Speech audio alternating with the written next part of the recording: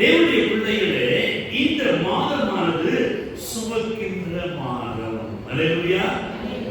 ஏற்கனவே எங்களால் தாங்க முடியல, இதுல இவரு வேற இந்த மாசம் சுமக்கிற மாதம் சொல்லிட்டீங்க. ஆனா நீங்கள் வைத்திருக்கிற சுமை இந்த மாதத்துல உங்களிடத்திலிருந்து வேறொரு இடத்துக்கு போக போகிறது. ஆனால் வேறொரு சுமை உங்களிடத்திலே வந்தால்தான் அந்த சுமை போகும். ஆமென். எனவே ஒரு தாய் தன்னுடைய பிள்ளையை அந்த கர்ப்பத்தில் சுமப்பதிலே மிகவும் சந்தோஷம் அடைகிறார். அவனுக்கு வேதனை உண்டு, வலிகள் உண்டு, துக்கங்கள் உண்டு. ஆனாலும் கூட அவைகள் மத்தியிலே அந்த கர்ப்பத்தை சுமப்பதிலே அவள் மிகவும் சந்தோஷம் அடைகிறார். இது தாயுடைய ஒரு அன்பு. தகப்பனை குறித்து பார்க்கின்ற வழியிலே இந்த தகப்பன் என்ன செய்வார் என்றால், அந்த குழந்தை பிறந்தது முதற்கொண்டு அது வளர்ந்து திருமணமாகி இந்த குடும்பம் அந்த குடும்பம் எல்லாத்தையும் சுமக்கக்கூடிய ஒரு சுமை தகப்பன் சுமக்கின்றார். தாய் அந்த 9-10 மாதங்கள் சுமக்கிறார்கள், தகப்பனோ மரண பரியந்தம் சுமக்கின்றார்கள். பிள்ளைகள் என்ன செய்ய வேண்டும் என்றால், என் பெற்றோர் எங்களை எப்படியெல்லாம் சுமந்து வளர்த்து கொண்டு வந்தார்கள் என்பதை நினைத்து பிள்ளைகள் தன்னுடைய பெற்றோரை சுமக்க வேண்டும். எனவே அந்த பிள்ளைகள் சிறு வயதிலே தாய் என்ன செய்கிறார் என்றால், அந்த குழந்தையை தன்னுடைய மார்பிலே அணைத்துக் கொண்டு சுமக்கின்றார். அவ்வாறு அந்த மார்பிலே அணைக்கின்ற வழியிலே அந்த குழந்தைக்குள்ளாக என்ன நினைவு வருகிறது என்றால், நான் தாயின் வயிற்றிலே இருக்கிறேன் என்ற ஒரு உணர்வு வருகிறான். இரண்டாவதாக தகப்பன் என்ன செய்கிறார் என்றால், அந்த வளர்ந்து வருகின்ற பிள்ளைகளை என்ன செய்யறாரு, தோள் மீது சுமக்கிறார், முதுகு மேல சுமக்கிறாரு. வித்தியாசமான விதத்திலே தகப்பன் சுமக்கின்றார். இவைகள் ஒவ்வொன்றையும் பிள்ளைகள் என்ன செய்கிறார்கள், சிறு வயதில் அனுபவித்து வளர வளர அவைகளை மறந்து போகிறார்கள். எனவே பெற்றோராகி நாம் என்ன செய்யணும், அடிக்கடி அந்த பிள்ளைகளை என்ன செய்யணும், உன்னை சின்ன வயசுல நான் சுமந்தா, இப்போ நீ என்ன செய்ய, கொஞ்சம் தூக்கி எழுதுன்னு சொல்லி என்ன செய்யணும், தூக்க வைக்கணும். ஆமா, அப்போ அந்த ஒரு ரிலேஷன்ஷிப் பாண்டேஜ் மிக அந்த உறவுகள் அதிகமாக வளர ஆரம்பிக்கும். எனவே அந்த பிள்ளைகளை போல நம்முடைய பாரங்களை நாம் நேசருடைய மார்பிலே என்ன செய்யணும், நாம் சாய்ந்து இருக்கின்ற வழியிலே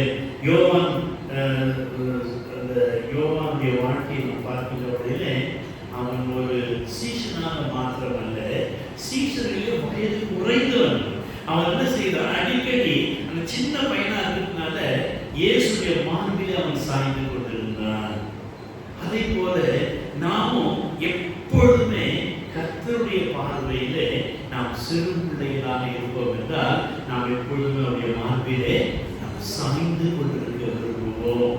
நாம் என்ன யோசிக்கிறோம், நான் வளர்ந்துட்டேன், நான் இதை சுமக்கணும், அதை சுமக்கணும், இதை செய்யணும், அதை செய்யணும் என்று நாம் என்ன செய்யணும், நாம் வளர்ந்தவர்களாக நினைக்கின்ற வழியிலே நமக்கு எல்லாம் பாரங்களாக மாறிவிடுகிறது.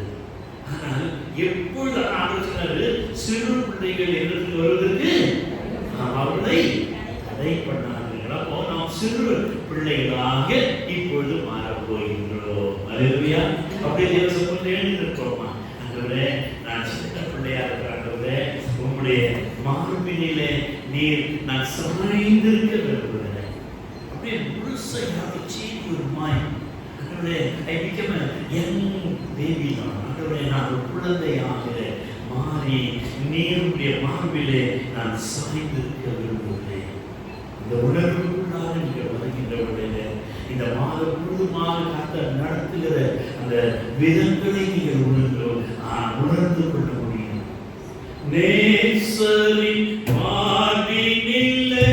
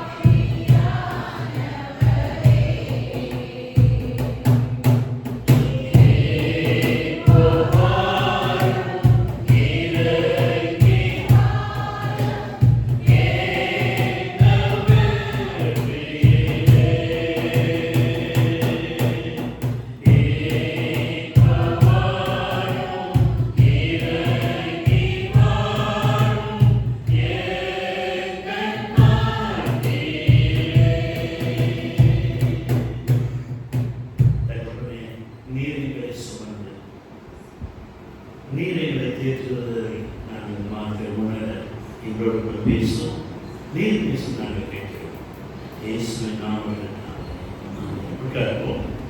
குடும்ப பாரத்தை பெற்றோரோடு இணைந்து பிள்ளைகள் சுமக்க கற்றுக்கொள்ள வேண்டும். ஒரு குடும்பம் என்று இரட்டை மாட்டு வண்டியை போல, ஒரு குடும்பம் என்று இரட்டை மாட்டு வண்டியை போல, ஒரு சபை என்பதும் அது இரட்டை மாட்டு வண்டியை போல. ஒரு மாடு இருக்க இங்க மற்றொரு சபை. நாம் இருவரும் இணைந்து சுமக்கின்ற வழியிலே அந்த சுமையானது மிக ஆசீர்வாதமாக இருக்கும். அதுதான் ஒரு நீதி, அதுதான் ஒரு ஒழுங்கு, அதுதான் தேவன் விரும்புகிறது. இந்த 2 மாடுகளையும் ஓட்டி கொண்டு செல்கிறவர் யாரு? தேவனாக இருக்கிறது. அந்த மாடு வண்டிகளை ஓட்டி கொண்டிருக்கிறவங்க பாருங்க, அந்த மாடுகளோடு கூட அவன் இணைந்து என்ன செய்யறான் என்றால், சிறு வயது முதற்கொண்டு அதோடு அவன் பழகி கொண்டு வருகிறவனாலே அந்த மாடுகளை அடிக்க மாட்டான். அவன் என்ன செய்வான்? அவ்வளவுதான். அப்புறம் அவர் என்ன செஞ்சாரு? படுத்து தூங்கிடுவேன். அப்படி அது அழகாக செய்ய வண்டி சத்தம் போட்டு என்ன செய்யாது, கரெக்டா போக வேண்டிய இடத்துக்கு போய் சேர்ந்துடும். அங்கே காலையில் சாயங்காலம் எல்லா வேலையை முடிச்சுட்டு மறுபடியும் செய்வான், எல்லாத்தையும் ஏற்றிட்டு அவ்வளவுதான். அது நேரம் சேர்ந்துடும், வீட்டுக்கு வந்து சேர்ந்துடும். அல்லேலூயா. அப்போ நம்மை நடத்துகிறவர் கர்த்தர்.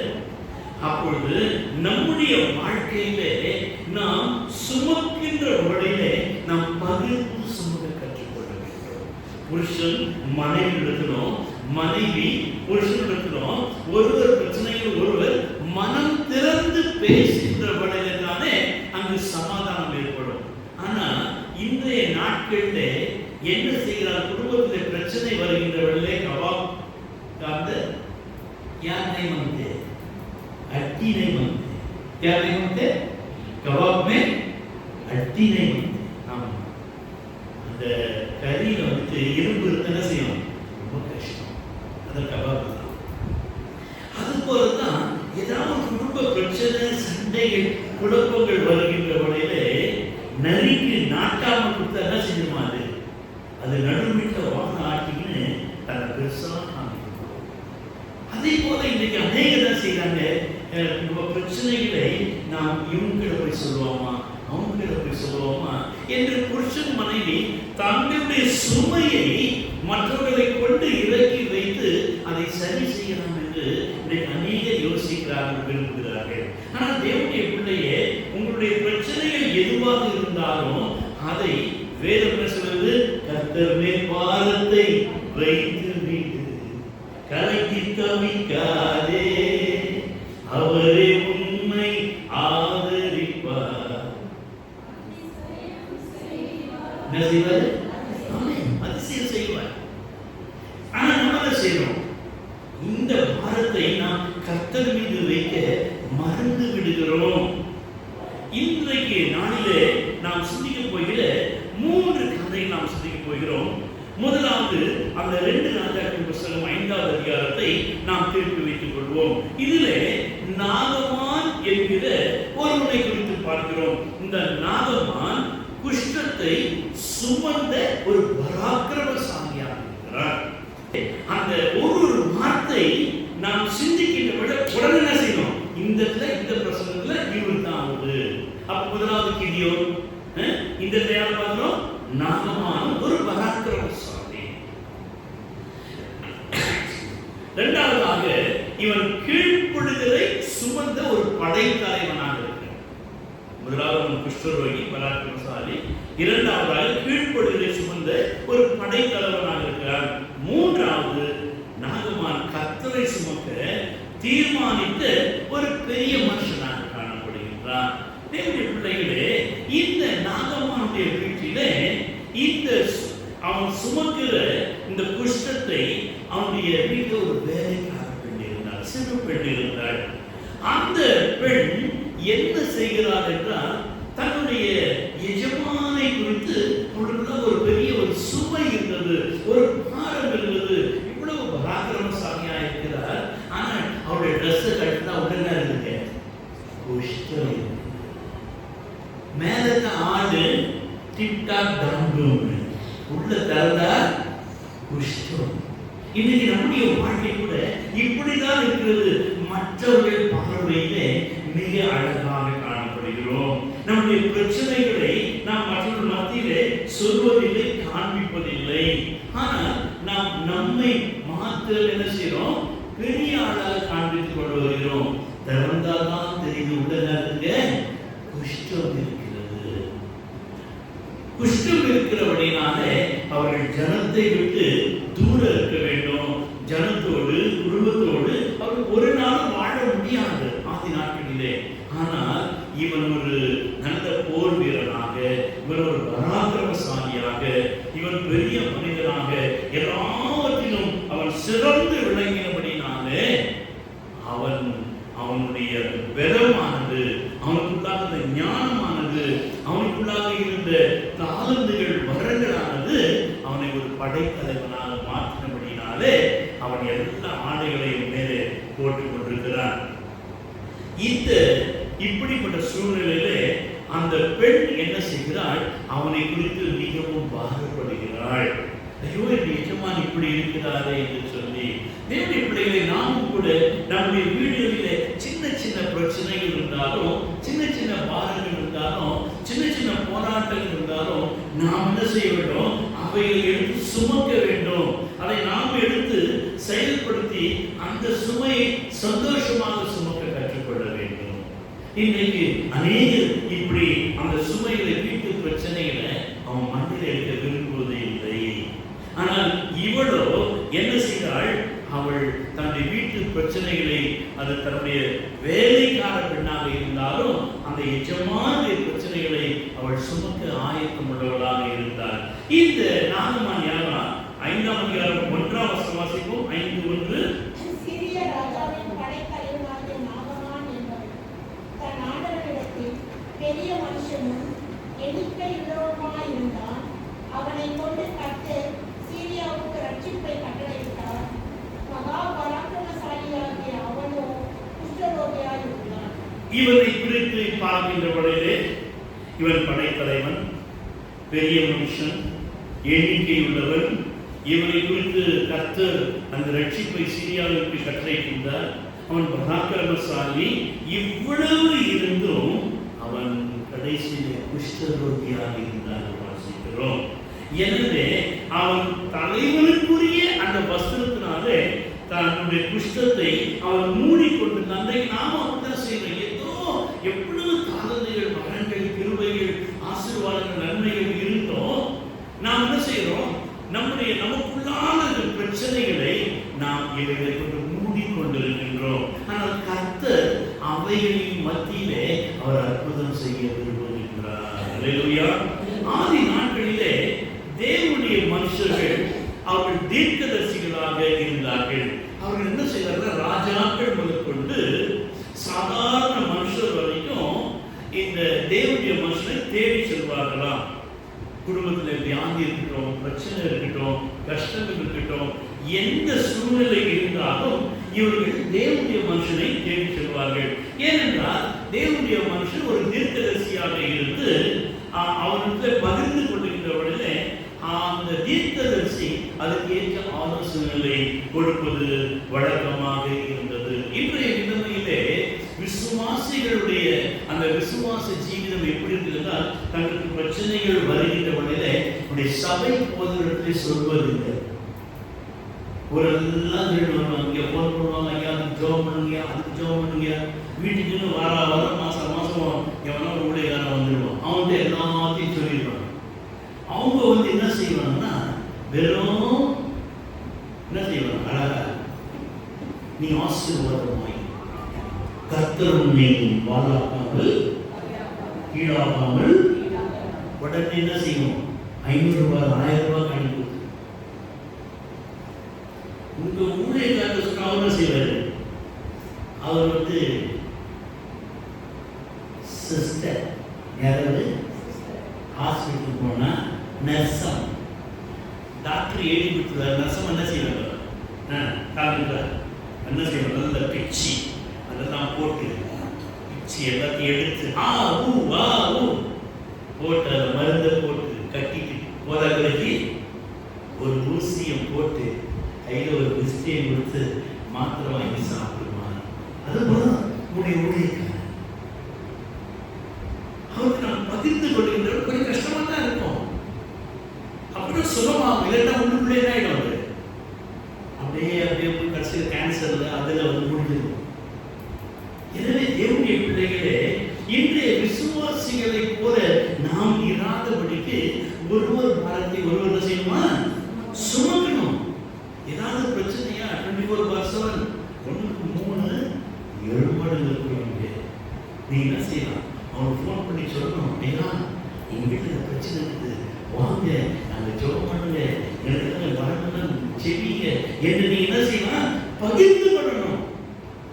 சுமக்கு என்னால் உண்மையை சுமக்க முடியாதுயா, எங்க ஊழியக்கார சுமக்கட்டும், எங்க ஊழியக்கார ஜெபிக்கட்டும் என்று நாம் என்ன செய்யணுமா, பகிர்ந்து கொள்ள வேண்டுமா.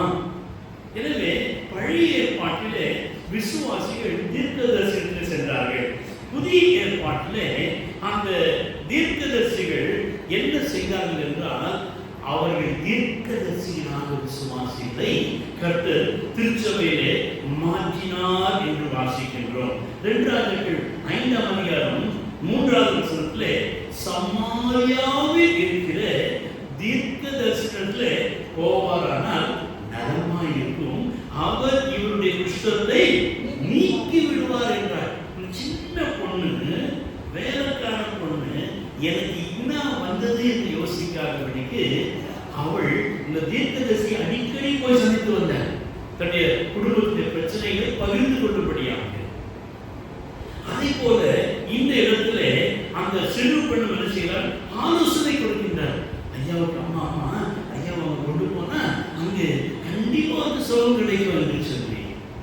அதே போல நாமும் கூட வேலை செய்கிற இடத்துல நாம் சிறு நம்ம தள்ளப்பட்டவர்களாக ஒதுக்கப்பட்டவர்களாக இருக்கலாம். ஆனால் நீங்கள் அறிவிக்கிற சின்ன சுவிசேஷம் இயேசு நல்லவர் என்று நீங்கள் அவருக்கு சொல்லுகின்ற வகையில அந்த வார்த்தை அவளை மாற்றக்கூடியதாக, அவருடைய ஆசிரியக்கூடியதாக, அவர்களுக்குள்ளாக பெரிய கிரியைகளை செய்யக்கூடியதாக மாறிவிடுகின்றது.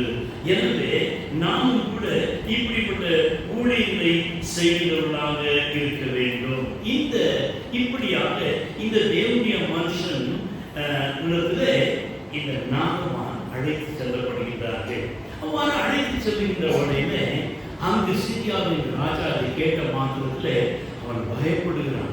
நாங்கள் போய் எப்படிங்க இந்த குஷ்டத்தை சொல்லப்பட்ட முடியும், இவன் சண்டைக்கு பிரச்சனைக்கு தான் என்னால் நிற்கிறான் என்று சொல்லி அவன் பேசிக் கொண்டிருக்கிறவர்களை இந்த வார்த்தையை தேவனுடைய மனுஷனாக எலிசா கேட்கிறான். அவனுடைய காதுகளுக்கு இந்த வார்த்தை போகின்றது. அப்பொழுது 8வது வசனம் வாசிங்க.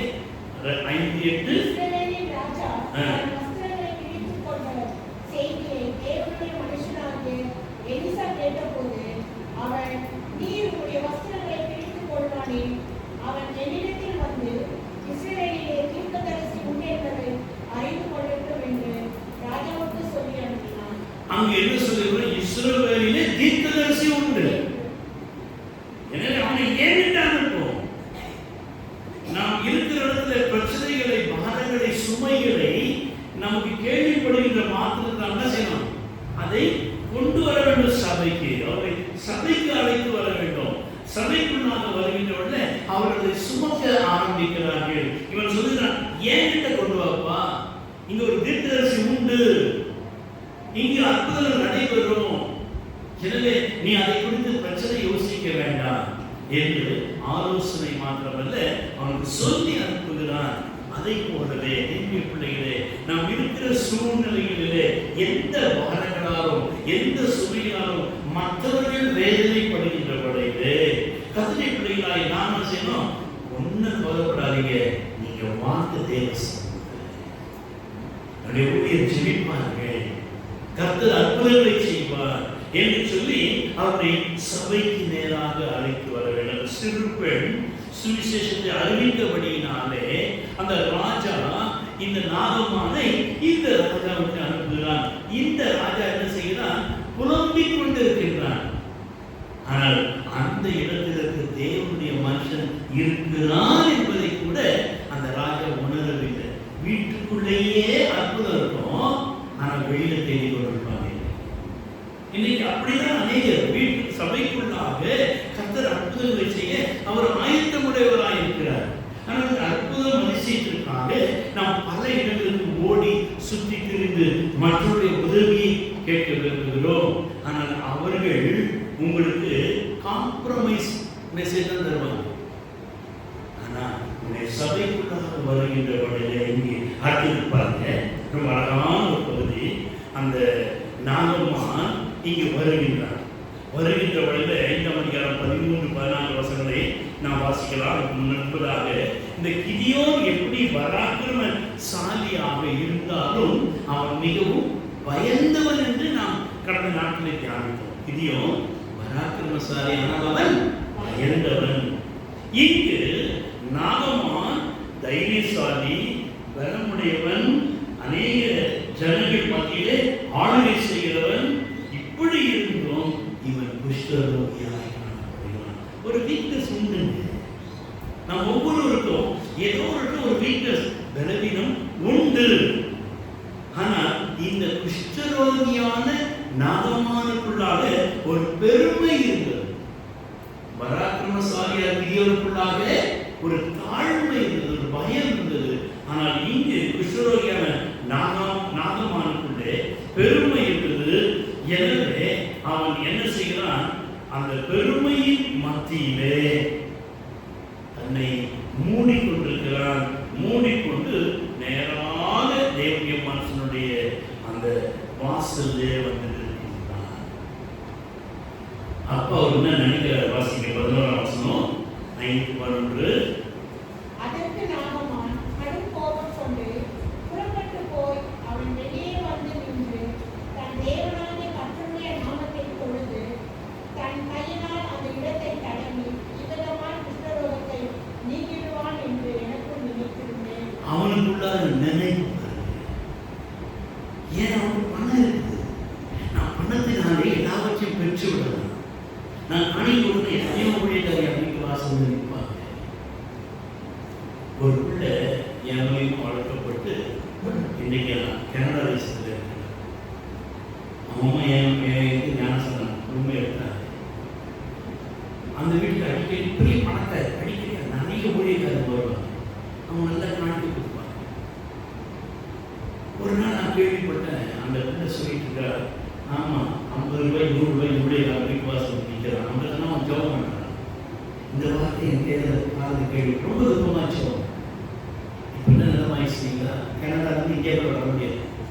வந்த உடனே போய் சொல்றாரு, கருத்தை எல்லாத்தையும் மாற்றி கொடுக்குற பெருமையோடு தேவன் எதிர்த்து இந்த நாகமான கூட என்ன வச்சா கட்டும் கோபம் என்ன வச்சு. ஏன் பெருமை? அந்த பெருமை வந்து உனக்கு கட்டும் கோபம், உனக்குள்ள கடும் கோபம் இருக்குதா? உனக்குள்ள பெருமை இருக்குதா? அதனாலதான் இருந்து அது சேர்ந்து உன்னை வேறு வழியிலே நடத்துகிறது. எனவே இவன் என்ன நினைக்கிறான்னா, கர்த்தர் நாமத்தால என் குஷ்ரோகத்தை தடவுமா, இவ்வளவு கொடுத்துட்டோம் பாரு அவனுக்கு. அவர் குஷ்ரோகத்தை இவன் தடவுமா. தேவனுடைய மனுஷன், தேவனுடைய பிள்ளைகளே, இன்றைக்கு நாம் கர்த்தருடைய சமூகத்தில் வருகின்ற வழியில நம்மை நாம் தாழ்த்தி கர்த்தருடைய வார்த்தைக்கு நாம் கீழ்ப்படிய கற்றுக்கொள்ள வேண்டும். ஆனால் அந்த சுமை என்பது அது லகுவாக இருக்குது. மத்திய 11ஆம் அதிகாரம் 29 வாசகங்களை வாசிக்கிறவர்களே அந்த சுமை அது லகுவாக இருக்கிறது வாசிக்கிறோம். ஆனால் அந்த லகு என்ற வார்த்தைக்கு அது வித்தியாசமான அது சுமக்க வேண்டிய காரியங்களை அங்கு உணர்த்துகிறதை பார்க்கிறோம். எனவே இவருக்குள்ளாக இருந்த ஒரு எண்ணம் வரும். இன்னைக்கு அநேகருக்கு இப்படிதான் எண்ணம். வருவாங்க, நம்ம சொல்றதான செய்வாங்க என்று அல்ல. டிஸ்டன்ஸ் வித் பிரீஸ்ட், அந்த கம்யூனிகேஷன், அந்த அங்க இருக்கிற ஆசாரியனுக்கும் சபைக்கும் ஒரு இடைவெளி இருந்த காரணம் என்ன? இவன் தேவனோடு தொடர்புடையவன்.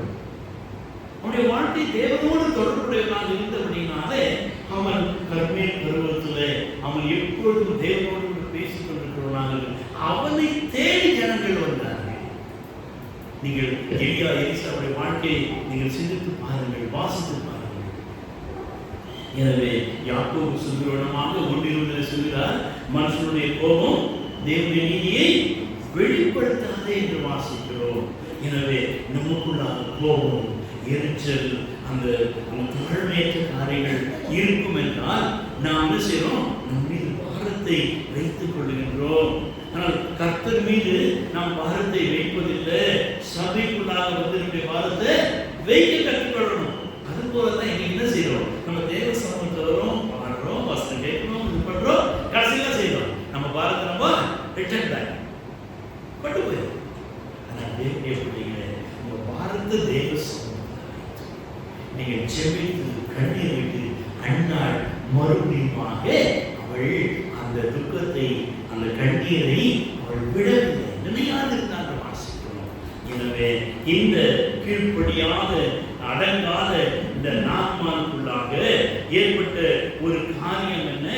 அவன் ஒரு சர்வாயுத வர்க்கத்தை, தாழ்மையை, கீழ்ப்படுதலை அவன் தரித்து கொள்ள வேண்டும் என்று அவன் தன்னுடைய இருதயத்திலே சிந்திக்க ஆரம்பித்தான். இங்கே கூட யார் ஏற்படுறது?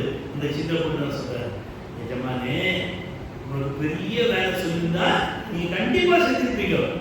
அவர் சின்ன வேலை தானே சொல்றாரு. அந்த யோர்தான்ல போயிட்டு மூழ்கி எழுப்புறோம் 7 முறை செஞ்சா என்ன சொல்ற விதத்துல பக்குவமா சொல்லணும். அப்படி சொன்னா ஆமா, ஏன்னா எதிர்ல இருந்து பெருமையாச்சு, எதிர்ல இருந்து நாகமானாச்சு, எதிர்ல இருந்து படைக்கலைவனாச்சு. ஆனா உள்ள என்ன இருக்குது? இவள் அங்கு அன்போடு சொல்லுகின்றால் உடனே இவன் யோசிக்க ஆரம்பி. 13 அவசரம் பாருங்க, அவர் சொல்றார், தகப்பனே என்று என்ன சொல்றேன்? அவன் ஊழியக்காரன் சமீபத்தில் வந்து அவனை நோக்கி, தகப்பனே, அந்த தீர்க்கதரிசி ஒரு பெரிய காரியத்தை செய்ய உனக்கு சொல்லியிருந்தால் அதை செய்வீரல்லவா?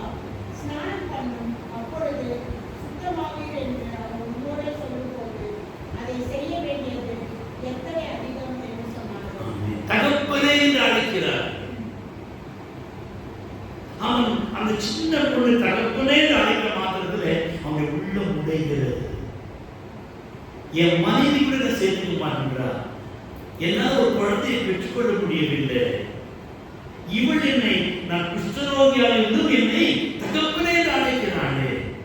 எனவே அவருடைய வார்த்தைக்கு நான் கீழ்ப்படிய வேண்டும், அந்த அன்பை நான் ஏற்றுக்கொள்ள வேண்டும் என்று சொல்லி அவனுக்குள்ளாக பெருமை சிறுமையாக மாறுகிறது. அவனுக்குள்ளாக மூர்க்கமும் கோபமும் சாந்தமாக மாறி தேவனுடைய வார்த்தைக்கு அவன் கீழ்ப்படுகின்றான். குஷ்டத்தை சுமந்தவன் இப்பொழுது விசுவாசத்தை சுமக்கின்றான். அல்லேலூயா. தேவனுடைய பிள்ளைகளே, நாம் குஷ்டத்தை சுமந்து கொள்வதாக இருக்கிறோம். ஆனால் அதை தேவ சமூகத்தில் தேவனுடைய மனுஷன் பாதங்களிலே இறக்கி வைத்துவிட்டு அங்கிருந்து வருகிற கர்த்தருடைய வார்த்தைகளை விசுவாசத்தின் வழியாக நாம் சுமக்க வேண்டுவதாக இருக்கின்றோம். இந்த நாகமானத்திலே அந்த நாகமானுடைய குஷ்டத்தை 2 பேர் சுமந்தார். ஒன்று அந்த வேலைக்காரர்கள், ஐயோ ஏன் எஜமான் இப்படி சுகவீனமாக்குறாரு, அந்த மாவோடு சேர்த்து மாட்டுறாங்க என்று ஒவ்வொரு நாளும் தன் இருதயத்திலே அவள் சுமந்தாள். இரண்டாவதாக இங்கே தேவனுடைய மனுஷன் ஆகிய எலிசாவிடத்திலே வேலைக்காரன் ஒருவன் இருக்கிறான். அவனுடைய பெயர் கேயாசி. அவன் அந்த தேவனுடைய மனுஷனோடு இருந்து எல்லா காரியங்களையும் கற்றுக்கொள்கிறான். இப்படி ஜெபிக்கணும், இப்படி தீர்க்கதரிசனம், எப்படி வரத்தை பயன்படுத்த வேண்டும் என்று எல்லாவற்றையும் அவன். ஆனால் அவனுக்குள்ளாக எண்ணம் என்ன? பணம். ஒரு பக்தர் பாடுகிற பணம் என்றிடும் பலரும் உண்டு இந்த பூவிதனிலே, மனமெல்லாம் செல்வத்தை சேர்த்திடவே இந்த பூவிதனிலே இவர் நாளெல்லாம் கீழ்ப்பான மனதுடையோ, இவர் நாளெல்லாம் கீழ்ப்பான மனதுடையோ, இவர் வாழ்நாளில் சாதனை இழந்துகின்றோம். நீ யாருக்காய் வாழ்கிறாய்? நீ இந்த வையகம் தன்னிலே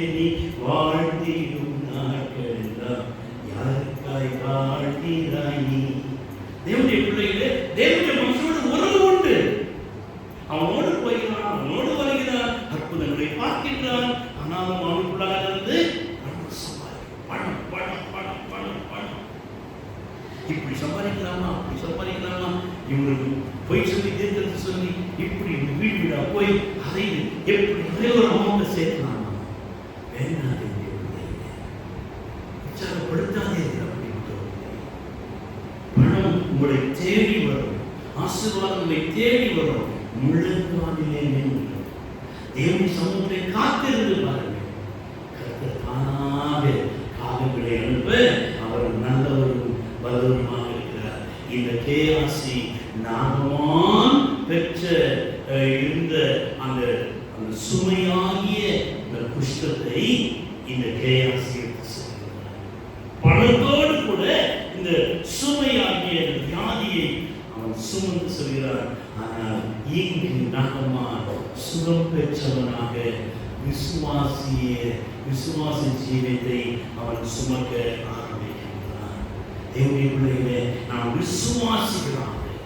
நாம் நம்முடைய பாரங்களை மற்றவருடைய பாரங்களை சுமக்கிறவர்களாக நாம் சுமக்க கற்றுக்கொள்ள வேண்டும்.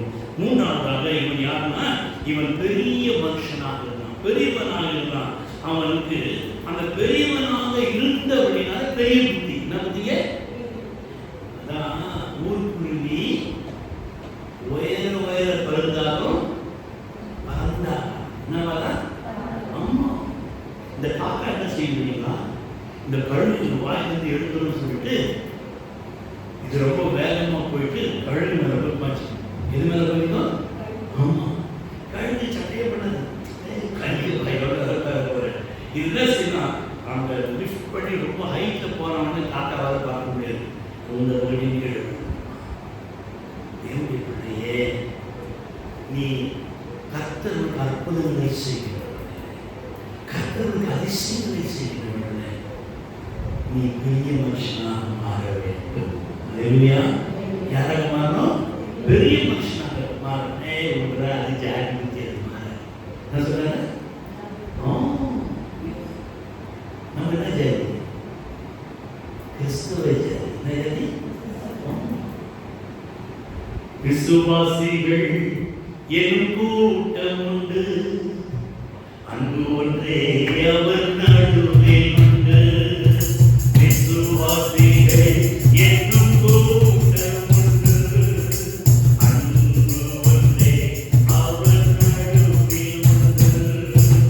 ஒரு மனம் ஒற்றுமை அங்கு உண்டு என்று சொல்லும் நாட்கள் இன்று வேண்டும்.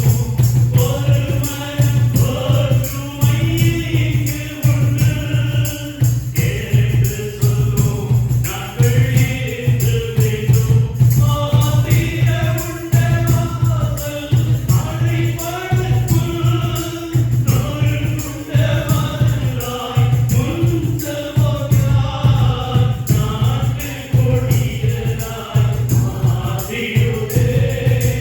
காலத்தை ஆராயும் செய்கிறோ, நாட்டை கொடியராய் மாறிடுதே.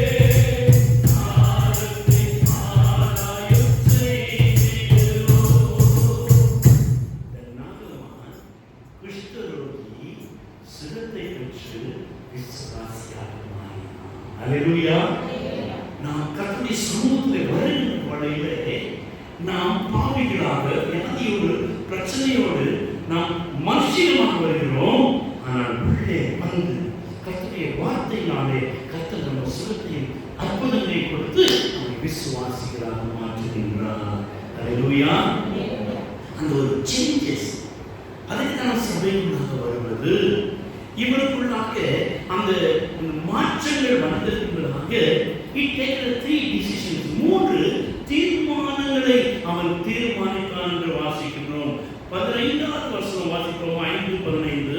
அப்பொழுது அவன் கூட்டத்தோடு நின்றார்கள். தேவனுடைய மனுஷனுக்கு திரும்பி வந்து அவனுக்கு முன்பாக நின்று, இதோ இஸ்ரவேலுடைய தேவனை தவிர பூமியெங்கும் வேறு தேவன் இல்லை என்பதை அறிந்தேன். இப்பொழுதும் உமது அடியேனுக்கு கை ஒரு காணிக்கையை வாங்கிக் கொண்டு காணிக்கை கொடுக்க தீர்மானிக்கிறான். என்ன தீர்மானிக்கலாம்? தேவனுடைய மனுஷனுக்கு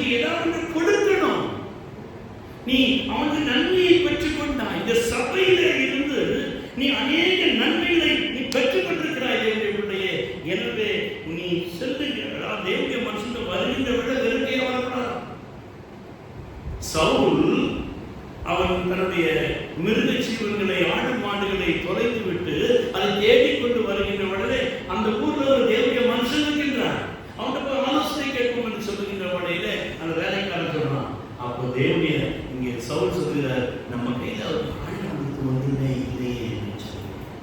அப்போ வேலைக்காரன் சொல்றார், ஏன் 2 வெள்ளி பணம் இருக்கிறது, அதை கொடுப்போம் என்று சொல்லி தேவனுடைய மனுஷனிடத்திலே வருகின்றவர்களே வெறும் கையினால வரக்கூடாது. நீ சபைக்குள்ளாக வருகின்றவர்களே சபையை குறிக்கலாக ஒரு பாரம், ஒரு தாங்குற ஒரு வாஞ்சி, ஒரு வைராக்கியம் உனக்குள்ளாக இருக்க வேண்டும். ஒரு மனுஷன் என்கிட்ட என்ன செஞ்சாருன்னா, பெரிய மனுஷன் பாய்க்கட்டை விட்டார். 2 500 ரூபாய், 2 1 அரசு அப்படியே நொந்து வெந்து போயிருக்குது, 1 புது நோட்டு. அஷ்டர் உனக்கு இது வேணுமா, இது உங்களோட கொழுப்பு இருக்கும், கைப்படாது. நான் சொன்னேன், பழச கொடுத்தா பழைய ஆசீர்வாதம், புதுசு கொடுத்தா எப்படி வசதி அப்படின்னு. சாமி 2 நீயே வச்சு கொடுத்துட்ட. அல்லேலூயா. தேவனுடைய மனுஷன்கிட்ட பேசுறது நேரத்தில் எச்சரிக்கையாக பேசணும், நிதானமாக பேசணும். ஒரு அம்மா வந்து என்ன சொன்னாங்க, ஆண்டவரே ரட்சை கொடுத்தாரு. ஒரு விதவை வீட்டுக்கு போ, அவள் உனக்கு பஞ்ச காலத்தில் உனக்கு ஏதாவது கொடுப்பாள் என்று நான் அவளுக்கு கட்டளையிட்டேன். ரொம்ப அழகா வாசிக்கிறதுனா கட்டளையிட்டேன். இந்த ஊழியர் போலமா ஒரு கிளாஸ் தண்ணி கொடுமா, இந்த மாதிரி தண்ணி தண்ணி தானே கொடுக்குறேன். மறுபடியும் கூப்பிட்டோமா, கூட என்ன செய்யலாம், ஒரு அப்பம் கொஞ்சம் தண்ணீர் கொடுப்பாங்க, அடையை கொடுப்பாங்க. இந்த அம்மா வந்துச்சு, என்ன சொல்றாங்க, நான் சாப்பிட்டு சாப்பிடுறேன், நானும் என் பிள்ளைய சாப்பிட்டு எவ்வளவு கொழுப்பு இருக்கும். தேவனுடைய மனுஷன் சொன்னாடியம்மா, ரொம்ப சந்தோஷம், உன் வாயின் வார்த்தையின்படியே வந்து ஆனால் முதல்ல கொண்டு வந்து கொடுத்தார். அவளும் அவள் வீட்டாரும் பஞ்சகாலத்தில் திருப்தி அடைந்தார்கள். ஆனால் கடைசியில் ஒன்னே ஒன்று கண்ணே கண்ணு இந்த கருவேற்பு விஷயம் ஒரே நாள். இப்பதான் அவன் யோசிக்கிறான், என் அக்கிரமத்தை நினைக்க பண்ணவும் என் பாவத்தை யோசிக்க பண்ணணுமா, நீ இருக்கிற வந்தி. அப்ப தேவனுடைய மனுஷன் போய் சொல்றாரு, அன்றே என்ன பஞ்ச காலத்துல அவன் சின்ன உதவி செய்தாள் என்று சொல்லி அவன் ஜீவனை தாழ்ந்து ஜெபித்து அவள் உணர்ந்தபடியினாலே, அவள் அறிக்கையிட்டபடினாலே அங்கு மரணம் ஜீவனாக மாறினது. அல்லேலூயா. எனவே தேவனுடைய பிள்ளைகளே, நாம் தேவனுடைய சமூகத்தில் வருகின்ற படையிலே அங்கு அவன் முதலாவது காணிக்கை கொடுக்க தீர்மானித்தான். 2வது 17வது வசனம் வாசிக்கின்றவர்கள் என்ன வாசிக்கிறோம், இனி வேறே தேவர்களுக்கு பலி செலுத்துவதில்லை, வேறே தேவர்களுக்கு நான் பலி செலுத்துவதில்லை. அதே வசனம் சொல்லுகிறார், கர்த்தருக்கு மாத்திரம் சர்வாங்க தகன பலி செலுத்துவேன் என்று சொல்கிறார். உங்களுடைய தீர்மானம் எப்படிப்பட்ட தீர்மானமாக இருக்கிறது? கொடுக்கிற விஷயத்திலே, தேவனுடைய சபையை விசாரிக்கிற விஷயத்திலே, தேவனுடைய சபையை தாங்குகிற காரியத்திலே நாம் கர்த்தருக்கு முன்பதாக நாம் இருக்கிறபடியினாலே நாம் தீர்மானம் எடுக்க வேண்டியவர்களாக இருக்கின்றோம். இன்றைய திருச்சபை எந்த நிலைமையிலே இருக்கிறது? ஒரு பக்தன் பாடுகின்றான், பிள்ளையை கொடுப்பாயா இல்லை உன்னையை தருவாயா, உன் ஜெபம் தாங்குமோ உன் பொருள் வருமோ, உன்னதர் கேட்கிறாரே உன்னிடம் உன்னது கேட்கிறாரே. இல்லங்கள் யாவிலும் உள்ளங்கள் உண்டதோ மாசு நீங்கா உள்ளம் அமைதியாயில்லை, இயேசுதான் தேவையோ அதற்கு இயேசுதான் தேவையோ. பிள்ளைகளே, நீங்க உள்ளங்கள் பாவங்களை, பிரச்சனைகளை, வியாதிகளை சுமந்து கொண்டிருக்கிறார்கள், அதற்கு இயேசுதான் தேவை, அவர்களுக்கு இயேசுதான் தேவை. நீ உன்னை கொடுப்பாயா, உன் பிள்ளையை கொடுப்பாயா, இல்லை உன் காணிக்கையை கொடுப்பாயா? நீ எதை கொடுத்தால் அது கர்த்தருடைய ஊழியத்திலே உன் பாரத்தை கொடுத்ததன் அர்த்தம், உன் பிரச்சனையை கொடுத்ததன் அர்த்தம்.